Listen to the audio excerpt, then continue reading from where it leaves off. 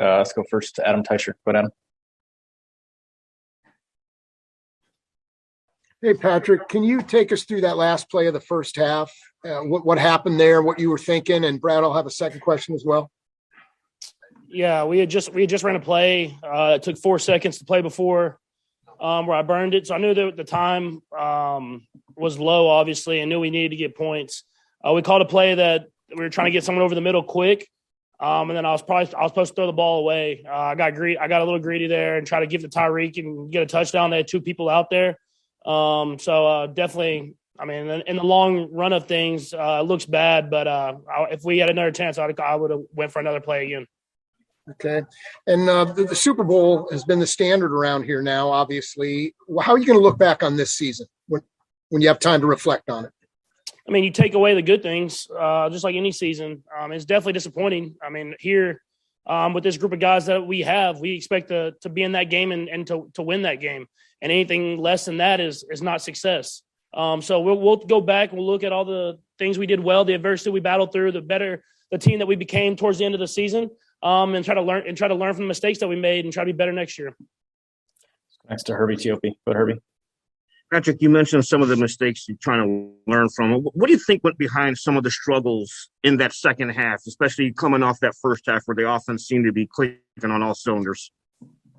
There's just a few misreads here and there. There was guys that were open, and I didn't hit at the right time, or I passed up on a sudden shorter that I went for something. I wanted to get something deeper down the field.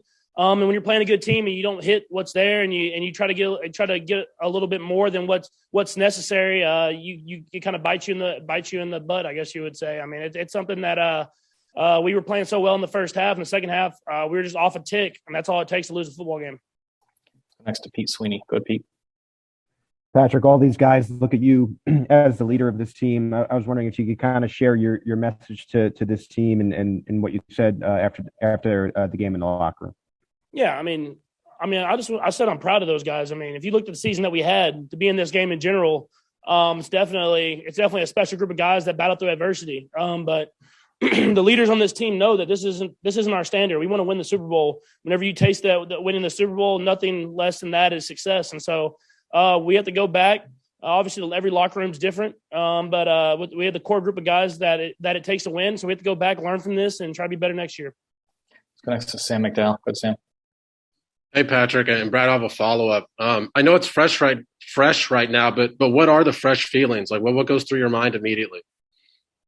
Yeah, you're definitely disappointed. I mean, when you're this close and you're in the final 4 games, you want to win the Super Bowl. And we've had 2 years in a row where we've lost an AFC Championship, or actually 4 years really. We lost AFC Championship game, won the Super Bowl, lost Super Bowl, then lost AFC Championship. And so, I mean, a few plays here and there, you could have 4 chances at the Super Bowl. So, I mean, it's definitely disappointing, but you have to learn from it. I mean, you can't let this end what we have here. You have to make sure that you continue to battle, continue to get better, and try to find ways to win Super Bowls at the end of the day. And then it seemed like the Bengals were really trying to, in the second half, prevent you from scrambling a lot with the way they were playing the defensive lineman. Can you just explain what you were seeing in regards to that? Yeah, they just had a spy on me for the most part, and I've usually done a great job of getting around that guy. But they had a good game plan. They were doing a lot of similar stuff in the first half. We were just executing at a higher level, and they stayed with it. They fought. I mean, that's a good football team, but it takes a lot of fight to stay in a game whenever you're down like that. But I mean, I got to be better. I mean, when you're up 21-3 at one point in a game, you can't lose it. And I put that on myself. Let's go next to Nate Taylor. Go ahead, Nate. Patrick, I have 2 questions. Just what did you see on the interception? And given your success scrambling in the red zone in the first half, was there anything that you just saw differently from the Bengals when you had those opportunities late in the fourth quarter? Yeah, on the overtime interception, I knew the safety was going to make a play, making a run at it, but I just gave my guy a chance. And, I mean, they got tipped. A good play by one safety, and it fell right into the other dude's hands. So, I mean, I would have done it again. I mean, whenever you have a guy like Tyreek running and he has to step on someone, give him a chance to make a play. And I'll say like 8 times out of 10, he makes that catch. And so didn't work for us today. But I mean, that's a play that I would go to again if I had a chance. And then the red zone, I mean, we were only down there once in the second half. So it wasn't like we weren't having great success. I mean, it was at the point at the end of the game where they were just blocking the end zone, trying to keep us to a field goal. So you got to be in the red zone more to have more success in it. Let's go next to Todd Palmer. Go ahead, Todd. Patrick, I know, it's weird to celebrate milestones in a game like this, but I did want to ask about Travis Kelce. He's now tied for third most postseason touchdowns in NFL history, one of only 3 guys with 100 catches. Obviously, he was great today. Can you just talk about, how much of a safety blanket he was and how terrific he was today?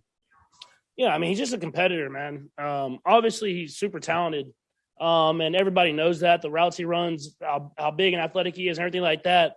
But he's just a guy you want to go to battle with. He's going to fight to the very end. I mean, that's the type of dude he is, and we have guys like that all over this team. And as disappointed I am at how we performed in the second half and losing the game and everything like that, I'm proud of how the guys fought to the very end of that game, no matter how disappointing it looked there in the second half. And last to Jory Epstein. Go ahead, Jory. Patrick, you talked about how after you reach a Super Bowl, nothing else really feels the same and you know what you're missing.